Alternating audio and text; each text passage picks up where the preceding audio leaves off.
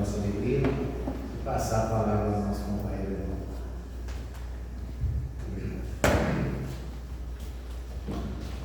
Bom dia a todos. Bom dia. Que a paz bendita de Jesus e o olhar inigualável de Maria aqueça nossos corações para que a gente possa buscar enternecer a nossa alma para que o Evangelho se faça presente na nossa vida.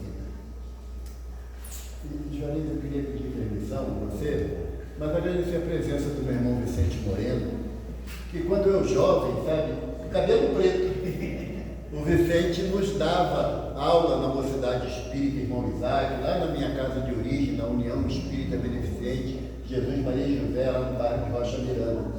Então, Vicente e Cristina, aturou muita estripulia nossa, de perguntas incansáveis acerca da doutrina. Jesus te abençoe, Vicente. E você, Bom, Cristina? seja bem-vindo. Eu não vou falar de Solange e Décio, porque eles são novos ainda. Mas a alegria da gente de falar do Evangelho de Jesus se prende pela necessidade da nossa aplicação do Evangelho em nossas vidas. Porque nós, na condição de espíritas, falar do Evangelho é chover no molhado. Porque a gente já conhece o Evangelho de Jesus e inúmeras trajetórias não tanto felizes do nosso passado que pede renovação. Mas a novidade para a gente do Evangelho nessa existência é a prática. Essa é a grande novidade. Por isso, como eu falei, o mentor da minha casa é Chico Xavier. E o Chico, toda vez que alguém chegava perto dele, falava: Chico, qual a novidade? E ele falava: não está sabendo? Não, Chico. Olha, tem uma novidade maravilhosa. Qual, Chico? O Evangelho de Jesus. Porque para nós, espíritos ainda recalcitrantes no erro, não estou falando do espírita da casa espírita não, que é outra coisa, A casa espírita é uma mansuetude, uma amorosidade tão bonita, A gente chega, é logo abraçado. Eu estou falando do espírita no dia a dia, dentro de casa, no local de trabalho, ou então onde todos nós gostamos de estar, que era no trânsito da cidade do Rio de Janeiro, 5 horas da tarde. Ali que é bom de ser espírita, não é? Porque ali exige uma prática sistemática do ensinamento do mestre, quando ele diz: façai ao vosso irmão aquilo que gostaria que lhe fosse feito. Quando a pessoa dá uma fechada na gente: meu irmão, vai com Deus, que Nosso Senhor te abençoe. Eu tomei uma prática, eu e a minha esposa, quando alguém dá uma fechada na gente, eu sempre falo para ela: está atrasado para o culto no lar. E é compromisso, Então tem que chegar rápido onde ele deseja ir. E aí a gente ajuda ele mentalmente para que o culto seja harmônico. Então falar do Evangelho está associado a uma prática do Evangelho que ainda, no meu caso em particular, não é novidade. É uma novidade tão grande que eu me surpreendo quando eu consigo exemplificar o ensinamento do Mestre. E como nós estamos no mês de dezembro, um mês que invariavelmente a gente sente uma certa harmonia interna, porque ele nos remete a presença, a chegada de Jesus, e não importa para a gente se Jesus nasceu dia 25 de dezembro, se foi dia 10 de janeiro, 45 de outubro, não importa. O que importa é que Jesus nasceu. Sabe? Ele encarnou aqui no planeta, naquela bolinha azul, como o Juarez falou, que é conhecido na espiritualidade superior como o planeta obscuro. Acho que nós amamos. Por quê? Não que o planeta tenha tanta dificuldade, mas assim daqueles de nós que aqui habitamos. Mas é um mês atípico, aonde nós, durante 364 dias do ano, a gente tem pouca atenção para o Mestre. Mas no dia 24, 25, toca o coração da gente, a gente olha para o irmão na marquise, embaixo da marquise, e até se compadece. Olha que coisa absurda, A gente até se compadece, mas é o efeito do Natal. Ainda não estamos em condições, eu principalmente, de relembrar esse nascimento do Mestre ao longo de todo o ano.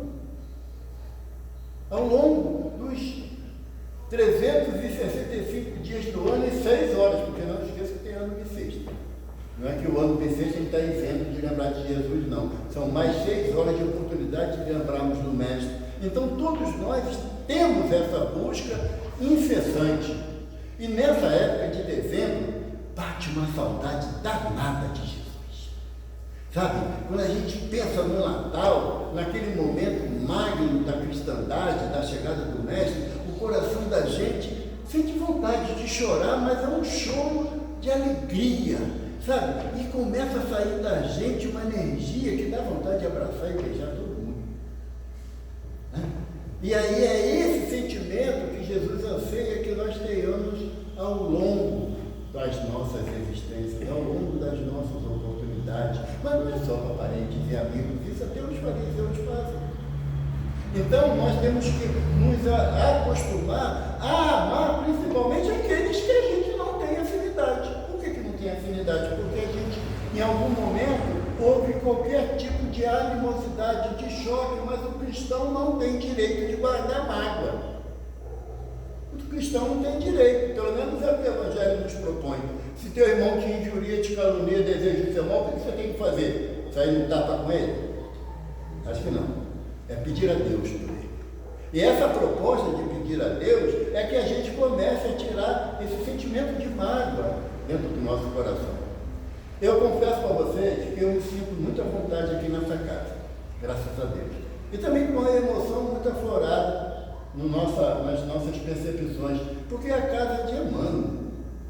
A minha casa é do Chico, então é tudo farinha do mesmo saco, nem fala Arnaldo Rocha, né? A gente não sente. Não me chame, por favor, mais de visitante, tá bom? Porque aí a gente se sente mais participante da casa. E quando a gente fala muito assim, na lembrança que o Chico traz para a gente de exemplificação do cristão, e a gente se surpreende. Porque o Evangelho de Jesus ele é pontuado por sinais. Jesus terminou a multiplicação dos pães e dos peixes, entrou em profundo agradecimento a Deus por aquela oportunidade de alimentar todos os irmãos. Quando ele abre os olhos, a multidão, cerca de 10.000 homens, já tinha se dissolvido, não tinha mais ninguém. E Jesus pergunta aos discípulos, onde todos? E André responde, foram-se, mestre. Depois de alimentados, foram-se. Aí Jesus falou assim, e vocês também não vão? Aí Pedro dá para mim o que deve nortear a minha vida. E aonde, se só tu tens palavras de vida eterna? Então, as palavras de Jesus não são palavras soltas ao vento. Todos os ensinamentos do Mestre têm profundidade de uma grande espiritualidade, é que ainda a minha deficiência não consegue alcançar. Tanto que João, o evangelista, fala que se fosse anotado todos os feitos e palavras do Mestre, não haveria biblioteca na Terra que comportasse tamanha quantidade de livros. Porque a gente fala assim, não, Jesus no seu ministério, dos 30 ao 33, aí é um doce engano da nossa parte. É doce engano.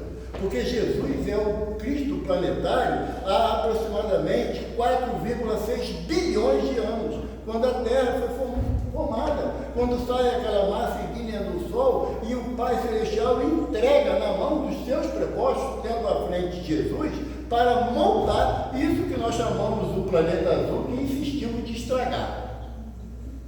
Não é? Com as nossas ações indevidas de respeito à natureza.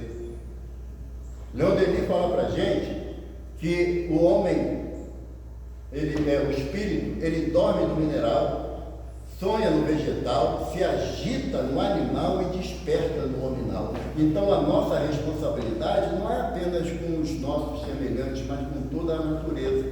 E quando Jesus, junto com os seus engenheiros geneticistas, seus anjos geneticistas, Jesus organiza a vida aqui, é que ele acredita que nós valorizaremos cada elemento desse planeta inovidável para a gente, né?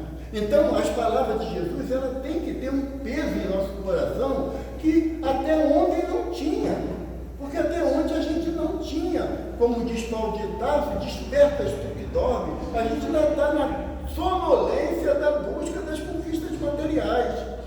Eu gosto do Juarez desde que ele me agrade. E a proposta do Evangelho é gostar do Juarez porque é meu irmão. Não é meu irmão, Juarez. Vai ter que mudar a história. Porque todas as vezes que eu inicio a oração dominical, qual é a primeira frase? Pai. Ali Jesus já descaracteriza qualquer sentimento de egoísmo de um para o outro, qualquer sentimento de menosprezo de um pelo outro, porque é Pai nosso. Se é Pai nosso, Wanderlei, eu não posso fazer nada, né, meu irmão? Foi Deus que me deu você como irmão, e a minha você como irmão. Então é esse o objetivo que o Evangelho tem que fazer parte na minha existência, de olhar para o outro na fraternidade da família universal. Valdo, não é fácil, é muito difícil. Eu gosto de repetir para ver se eu aprendo. Juarez, na nossa casa nós temos um trabalho espiritual com a equipe de Dr. Herman. E é no primeiro e terceiro domingo de cada mês. E lá, o doutor Herman atendendo uma irmã na maca, e o doutor Herman dando orientação acerca da necessidade da mudança do comportamento, porque a mudança, né, que ele diz aquela música, a paz do mundo começa em mim, né? Então a mudança do comportamento é o grande diferencial da nossa jornada. E a irmã falou assim, doutor Herman, mas é muito difícil perdoar. Aí o doutor Herman falou assim, difícil é aquilo que ninguém fez. E nós temos um guia modelo, que é Jesus, que todas as atitudes, tudo que ele nos ensinou, ele exemplificou. Então, minha filha, não diz mais que é difícil. Aí eu guardei na orelha. Porque quando alguém fala para mim assim, que, olha, irmão, você tem que fazer isso, eu falo assim, eu estou lutando porque eu vou conseguir. Eu não falo mais que é difícil. Porque se Jesus é o meu guia modelo, ele está dizendo para mim que eu posso. Emmanuel, no Pão Nosso, fala assim para a gente, quando a pessoa diz que não consegue realizar determinada tarefa, no fundo está dizendo que não quer.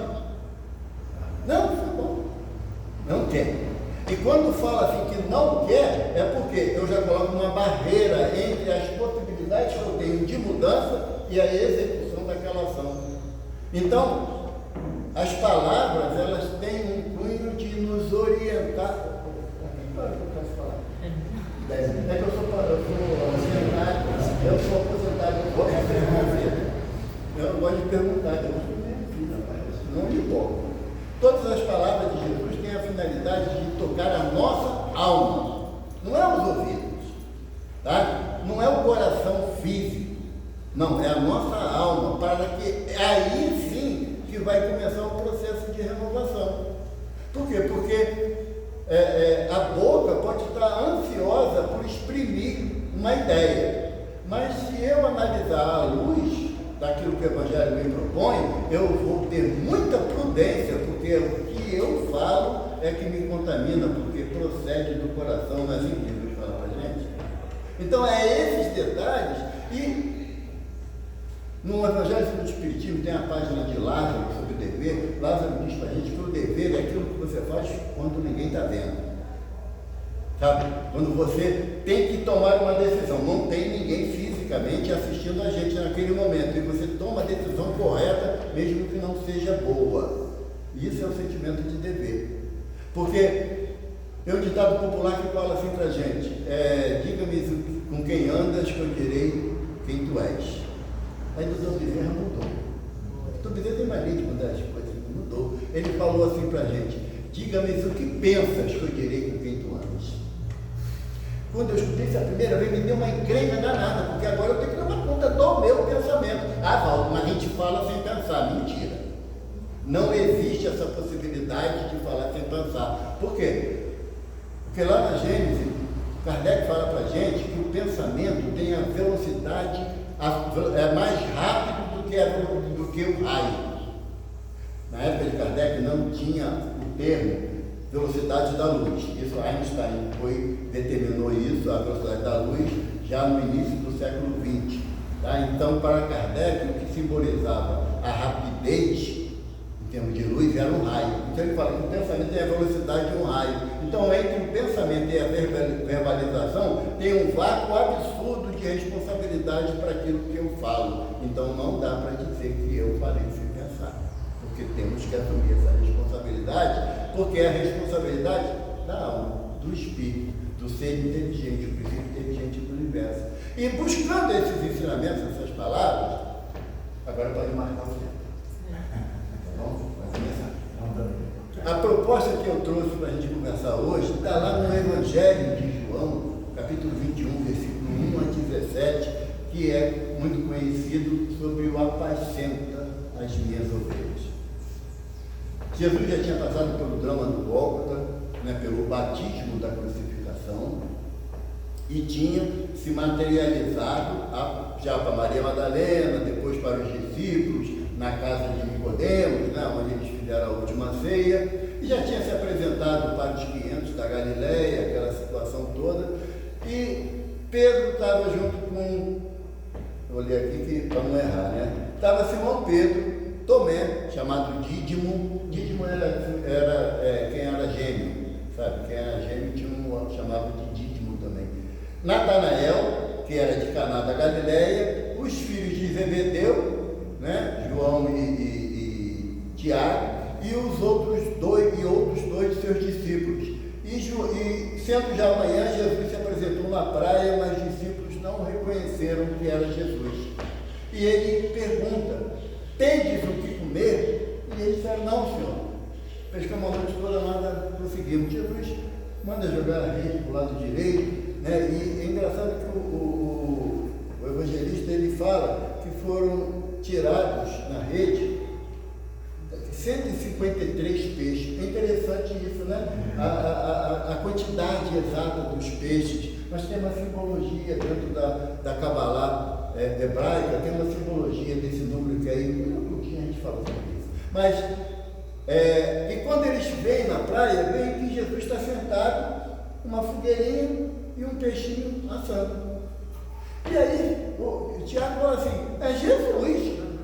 Aí o João fala que Pedro estava nu. Esse termo estava nu, porque para o povo hebreu, se o homem tirasse a camisa ou a túnica, ele estava nu, mesmo que tivesse uma parte cobrindo os seus órgãos genitais, mas para a visão da época, sem a túnica, sem a blusa, o homem estava nu. E Pedro se joga no mar. E os discípulos vão remando, porque diz que estava a distância de 200 côvados, que dá uma média de 80 metros, eles foram remando. E quando chegaram lá, Jesus, um peixinho lá na brasa, aquela coisa bem carinhosa, Jesus levantou, chamou a Pedro num canto e falou assim: Pedro, tu me amas?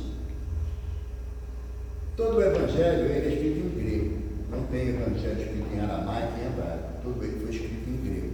E a palavra grega para o amor tem 3 significados. Tem o amor filo, o amor elo e o amor ágape. Não foi o padre Marcelo Rossi que inventou o amor ágape, tá? Isso aí é lá do grego antigo, tá bom? O amor filo é aquele amor do relacionamento entre amigos, entre familiares, entre irmãos. O amor eros é o amor dos enamorados, daquele que buscam as sensações físicas do relacionamento. E o amor ágape é aquele amor que transcende o entendimento da matéria, que a gente sabe como é que é, sabe como é que chama, mas não sabe como é que sente esse amor ágape. Porque costuma-se dizer que o amor que mais se aproxima do amor de Deus é amor de mãe, não é assim que fala? Mas não é verdade. Porque a mãe ama o seu filho, mas não ama o filho da vizinha na mesma intensidade. Então, o amor da mãe ainda está entrelaçado no amor filo, naquele amor do grupo familiar, do sentimento familiar. Porque em outra existência vamos ter outras mães, outros filhos, e o nosso amor vai se tornando mais abrangente. Mas quando Jesus pergunta a Pedro, Pedro, tu me ama da forma ágape do amor? Aí Paulo fala: não é isso. Ainda não. Eu amo o Senhor como o meu mestre, como o meu rabi, como o meu irmão, mas dessa forma não. E Jesus falou: está sendo as minhas ovelhas, Pedro. Passou mais um tempinho e Jesus fala assim: Pedro, tu me ama mais do que a estes? Que eram os discípulos, eram os companheiros do dia a dia de Pedro, era o amor filo. E Pedro fala assim: não, ainda não, Senhor, porque esse amor ainda é muito difícil, da forma que tu me amas, é difícil, eu não consigo te amar. Aí quando Jesus pergunta a terceira vez: Pedro, tu me amas?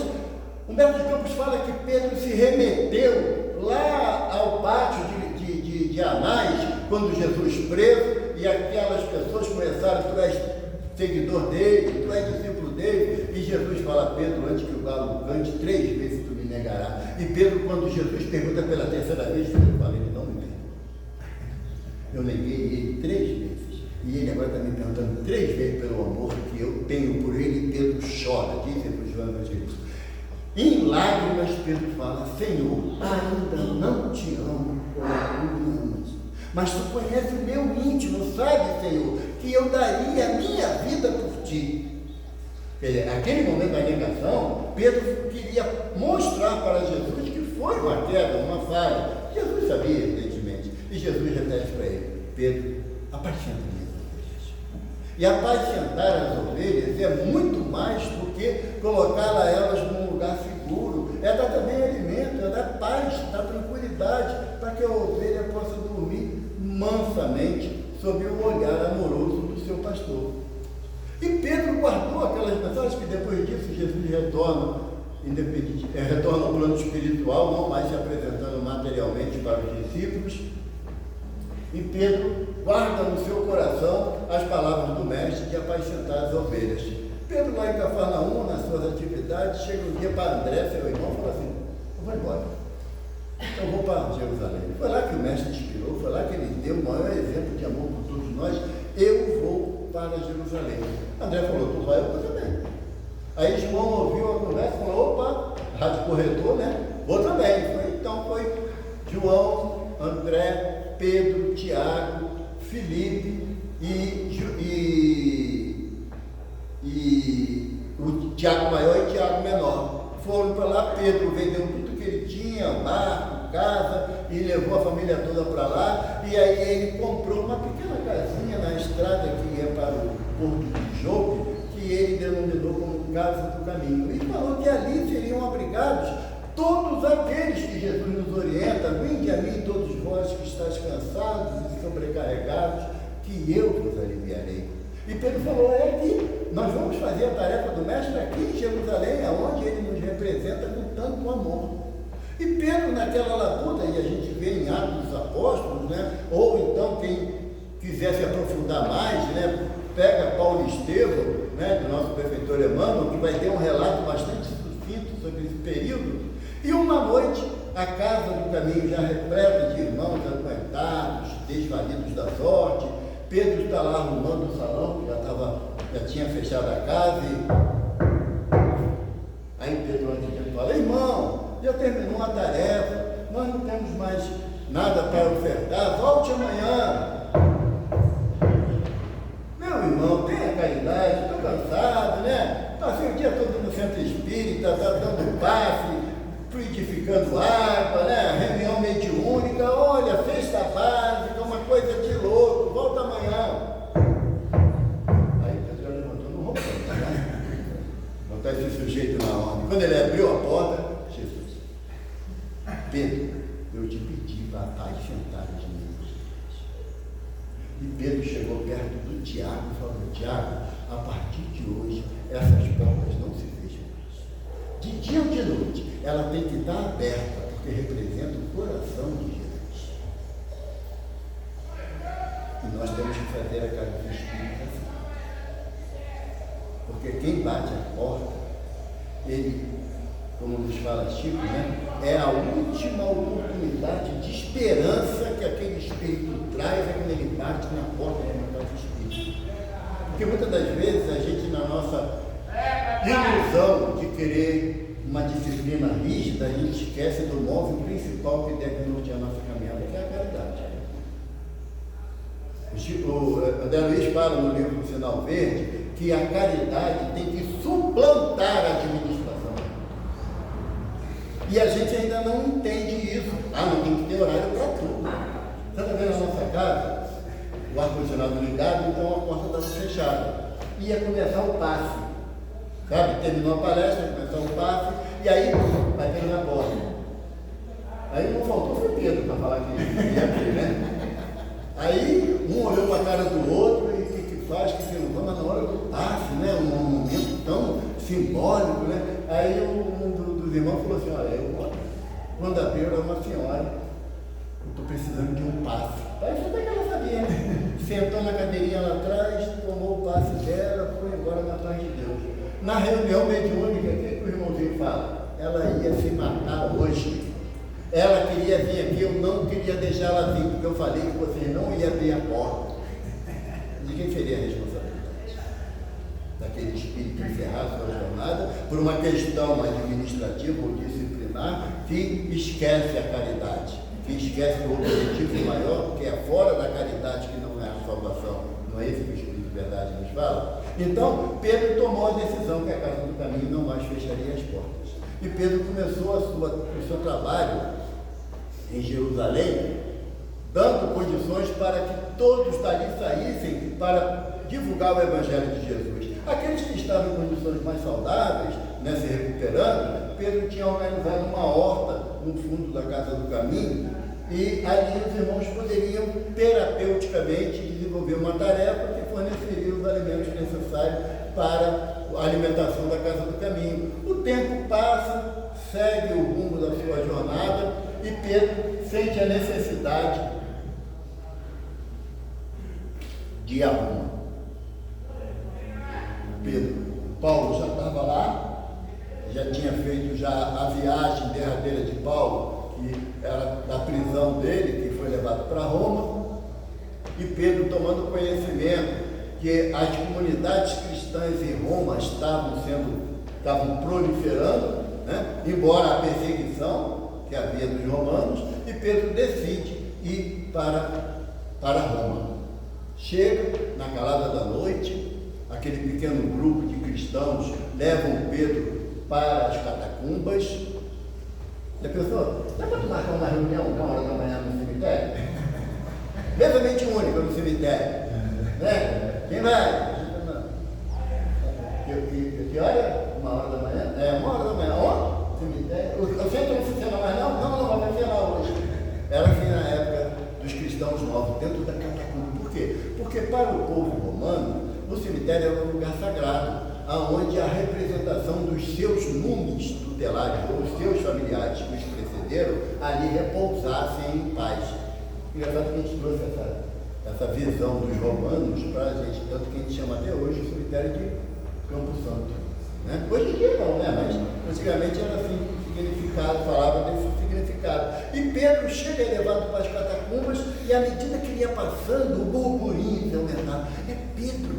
Ele viu Jesus curar o cego Bartimeu. Pedro viu Jesus ressuscitar Lázaro, o filho da viúva de Naim, a filha de Jairo.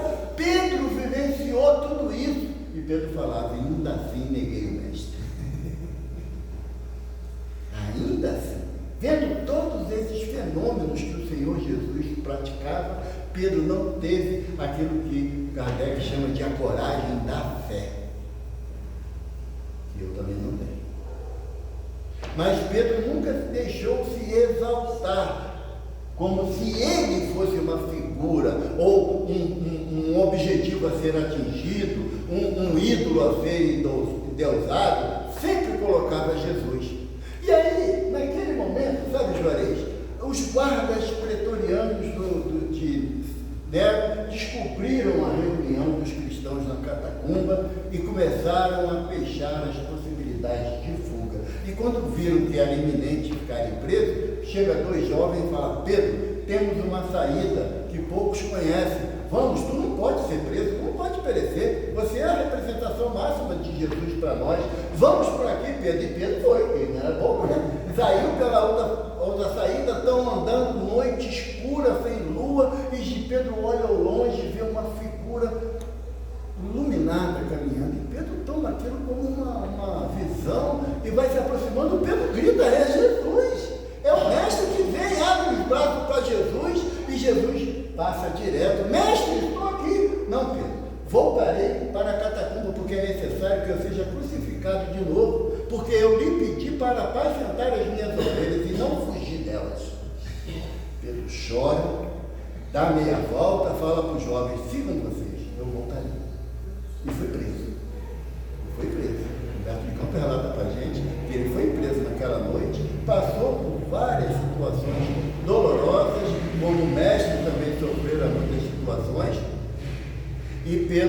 ordenado pelo edito de César que ele fosse morto, junto com Paulo de Tarso, né? Sendo cada um numa região diferente da cidade de Roma. Mas Paulo, como era cidadão romano, ele teria que morrer decapitado, que era uma coisa mais honrosa, sabe? Agora Pedro, que era judeu, ele morreria da forma mais que o soldado quisesse executar a sentença. E um soldado, né, sectório aniceto, pretoriano de César, ele não é seguidor lá do Jesus, lá do Cristo. Como é que o mestre dele morreu? Crucificado. Aí, então vamos crucificar ele também. Pedro falou, não morrer na mesma posição que o meu mestre, não sou digno. Tim Vanessa tem uma música linda sobre isso, né? Lembra? Né? Os pés e as mãos que ele beijou apontarão para o céu, e Pedro foi crucificado de cabeça para baixo. Não tem mas nenhuma percepção da vida material, porque ele começou a sentir aquela saudade profunda de Jesus, aquele momento em que ele via o mestre à beira do lago do Tiberíades, falando sobre a boa nova, aquele momento em que as pessoas traziam os seus familiares adoentados, quando ele estava na casa de Pedro, a casa cheia, e não tinha como entrar mais ninguém, tiraram a cobertura do teto e desceram um homem de maca à frente do mestre, porque não tinha como um homem entrar, e Jesus libertou. Foi uma coisa maravilhosa. Pedro se extasiava naquele momento de tamanha emoção por lembrar-se do mestre. E Pedro nem sequer percebeu que ele estava sendo crucificado, porque o amor dele pelo mestre transcendia todas as percepções materiais. Ele saiu completamente daquela visão limitada que o corpo oferece a cada um de nós. E Pedro não sequer ouviu o martelar do prego nas suas mãos e nos seus pés. E a cruz foi alçada, e Pedro, num êxtase completo, de nada percebia, nada sentia. Sectório começou a falar: velho, infame, imprestável, só veio aqui para causar tumulto, todo mundo morre com meia hora de cruz, estamos aqui há 4 horas e ele morre, infeliz. Pegou uma pedra e arremessou na cabeça de Pedro. O sangue jorrou e Pedro expirou, desencarnou. Momentos rápidos de turbulência em função do desencarne, e Pedro se vê de pé, uma roupa diferente, e olha ao longe, vem Jesus.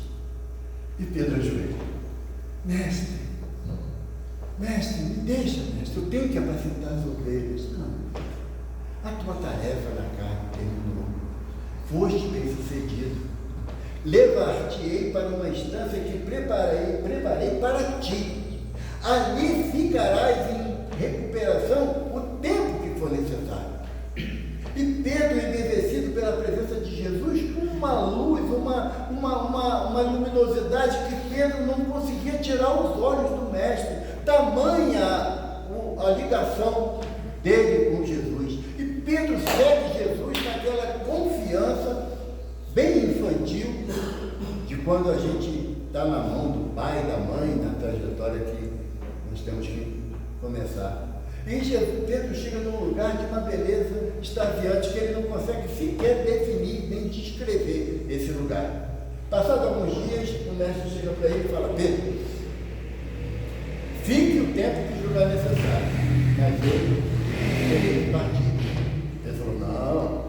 Da outra vez, lá na terra, quando nasceu, o senhor falou que era a hora do senhor partir e que nós saberíamos o caminho, e não deixaste eu ir para o senhor. Não, agora eu vou para o senhor. Se o senhor for, eu vou. Aí Jesus falou assim: Pedro, lembra-te que te falei que você iria para lugares que não gostaria de ir? Pedro, eu preciso ir? Pedro disse: aonde, mestre, tu vais? Ele falou: Pedro, vou lá, naquele pontinho lá, obscuro. Porque enquanto tiver uma lágrima, um irmão chorando, é desejo do meu Pai que eu esteja lá, pronto a consolar, a amparar, a socorrer. E Pedro falou: bom, o senhor vai, eu vou também, porque não largo mais do Senhor, não. Como fala o Chico para Emmanuel, né? Fernando, só acho que eu vou desencarnar? Claro, Chico, todo mundo que está na matéria desencarna, você não é melhor do que ninguém. Quando eu desencarnar, você vai estar lá para esperar? Aí Emmanuel falou assim, Chico, eu sou muito ocupado. Quando você se perceber desencarnado, procura uma casa espírita.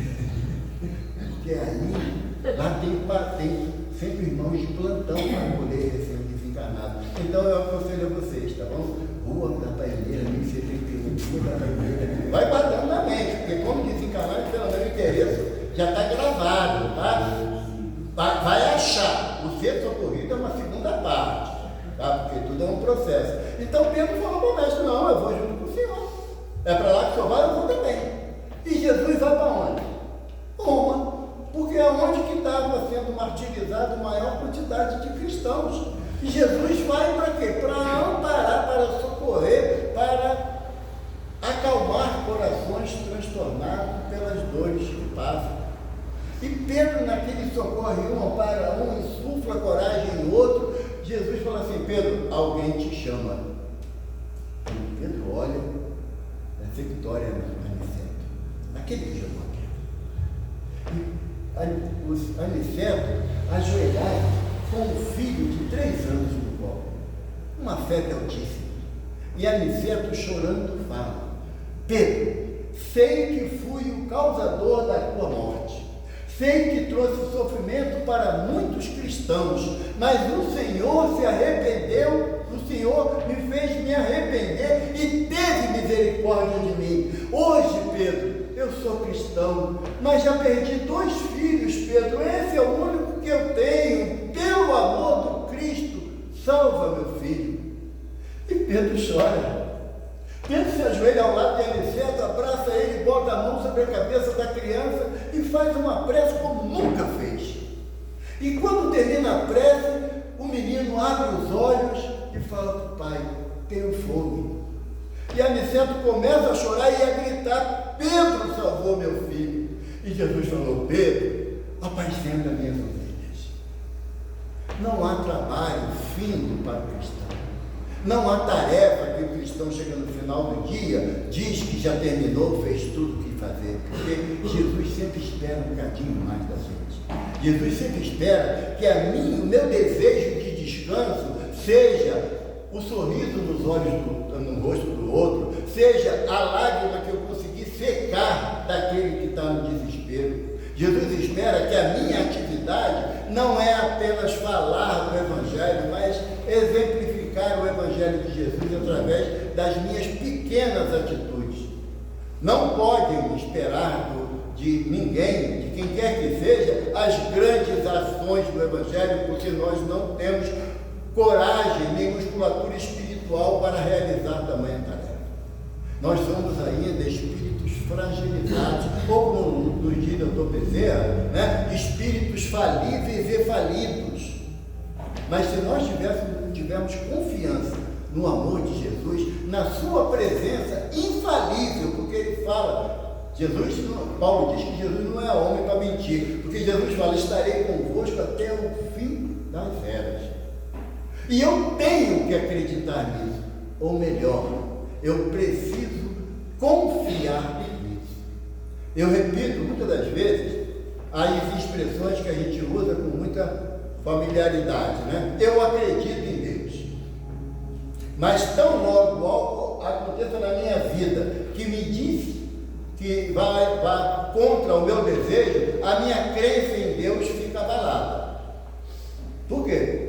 Por que aconteceu isso comigo? O Senhor me abandonou, Deus não está vendo o meu sofrimento, a gente questiona. Agora, se eu tiver fé em Deus, gente, aí não. Porque Kardec coloca na primeira folha do Evangelho segundo o Espiritismo, a fé inabalável só é aquela que enfrenta a razão em todas as épocas da humanidade. A doutrina espírita me propõe uma fé raciocinada. E fé vem de fidelis, de fidelidade, de ser fiel. Porque quem é fiel não vai se desesperar diante de uma dificuldade. Seja ela que nível for. Seja que nível for. Porque a gente aprende à luz da doutrina que não tem como medir dor. Não existe a possibilidade de medir uma dor. Ah, a minha irmã teve, um marido desencarnou, eu sei o que você está sentindo, não sei. Eu não posso saber como o outro está se sentindo diante de uma dificuldade. Uma irmã chegou para Chico, lá em Uberaba, ela pegou a senha 368. Senha 368. Ela chegou às 4 horas da manhã na porta do grupo espírita da prece. Quando foi 5 horas da tarde, ela entrou dentro do grupo da prece e sentadinha lá no último banco. Quando chegou a hora dela de falar com o Chico, Chico falou assim: ô minha filha, o que eu posso te ajudar? Ela falou assim: Chico, há 2 meses atrás, o meu marido saiu de casa com a minha mãe, a minha sogra e nossos 2 filhos para ir para uma cidade vizinha. Uma carreta perdeu o controle e bateu de frente no carro. Desencarnaram todos. Meu marido, minha mãe, minha sogra e meus 2 filhos. Eu estou desesperado. O Chico falou: não. Ele levantou, abraçou ela e chorou meia hora com ela. Chorou porque não tem o que você falar. Você vai falar que entende o sofrimento? Eu sei o que você está sentindo. Existe essa forma de expressão de amor que seja tão profunda assim? Não. Não existe. Muitas das vezes eu posso usar, eu sei que você está passando, Juarez, mas eu estou ocupado, tenho que ir embora. É a forma mais educada de sair de uma situação. Mas o que o Evangelho propõe a gente? Qual é o ensinamento de Jesus? Passai ao semelhante aquilo que gostaria que lhe fosse feito. Isso é a verdadeira empatia. Isso é a forma de você não ter o que falar, mas um abraço, como diz Dr. Bezerra, que é a terapia do amor, um abraço fala muito. Um abraço grita na nossa alma que aquela pessoa está se importando comigo, não sabe o que eu estou passando, mas se importa comigo. Isso é apacentar ovelhas, sabe? Nós espíritas, e eu uma vez um amigo falou assim: você mete mais no espírita, não? Eu falei: não, eu sou espírita. Eu vou falar para o irmão budista, taoísta, católico, protestante? Não teria lógica, seria até vergonhoso eu falar. Eu tenho que falar de quê? De mim, que sou espírita. Mas nós espíritas temos frases feitas para tudo. Ainda mais quando é dor do outro, quando é a dificuldade do outro.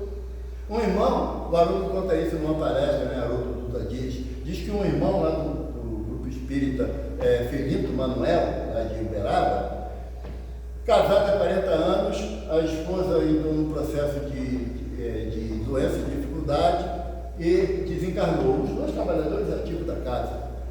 E no dia do velório do corpo da irmã, que não é no velório da irmã não, tá? A gente vê no corpo do irmão. Aí tem certas frases que a gente tem que mudar a terminologia. Eu fui no enterro do fulano. Por quê? Porque ele está enterrado lá? Não, é o corpo dele que ficou lá sepultado, né? Porque ele, na condição de espírito imortal, continuou sua jornada. E ele estava lá no velório do corpo da esposa e chegou 2 irmãos lá da casa, do Felito Manuel. Ô, meu irmão, numa alegria contida, tudo bem com você? Ele falou assim: estamos confiantes na ajuda dos amigos espirituais. Não acredito. Você com essa canaria arrasada, que espírito é tu? Tu não sabe que a morte não existe? Que ela se libertou desse corpo? Ele falou assim: mas eu aprendi a amá-la nesse corpo. O meu amor por ela não está restrito aqui ao caixão, é transcendente, mas eu aprendi a amá-la nesse corpo, nessa experiência. Você não aprendeu nada da vida? Não, eu aprendi a amar minha companheira. Passado 3 dias, ele volta à atividade no centro. Quando ele chega no centro, quem ele bate? Quando ele pega? Um dos amigos.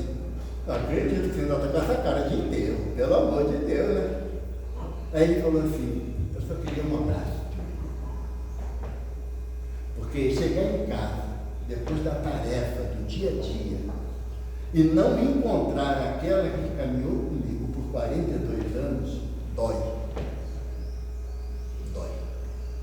E será que a gente tem esse olhar de amorosidade entre a gente?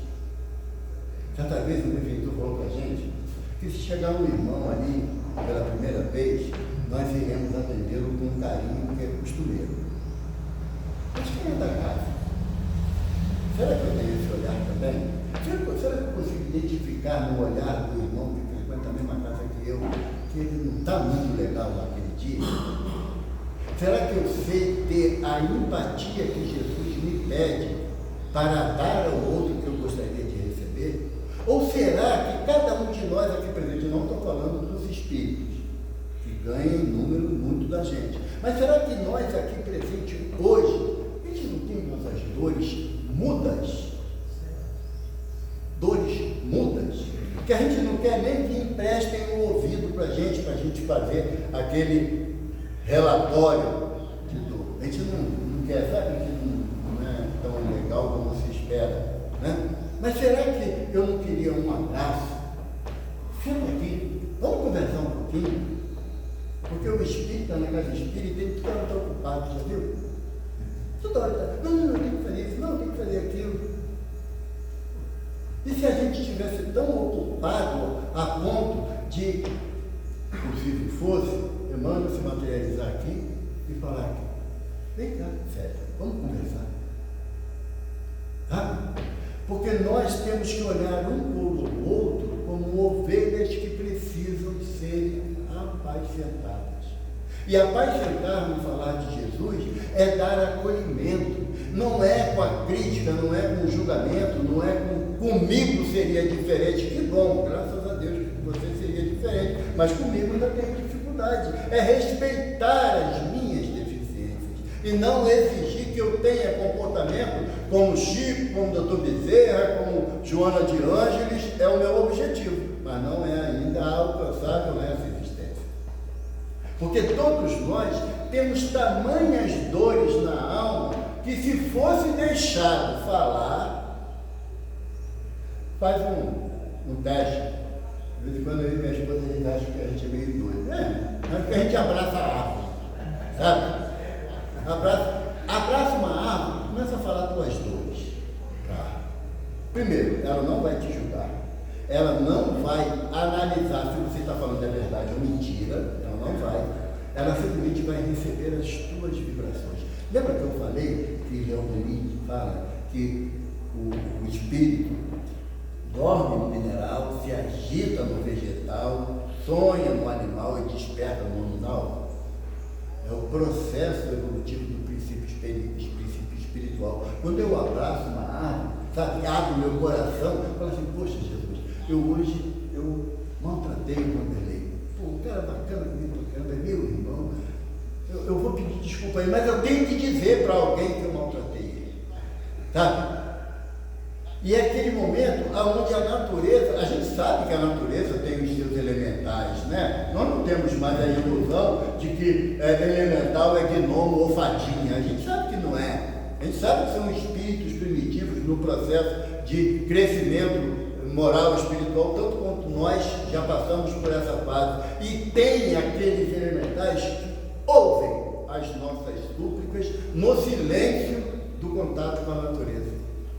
O irmão falou para minha esposa, vai para a praia, vai olhar o mar. Não precisa nem entrar no mar, não, só estar naquele ambiente do mar. E nós sabemos das propriedades terapêuticas do mar.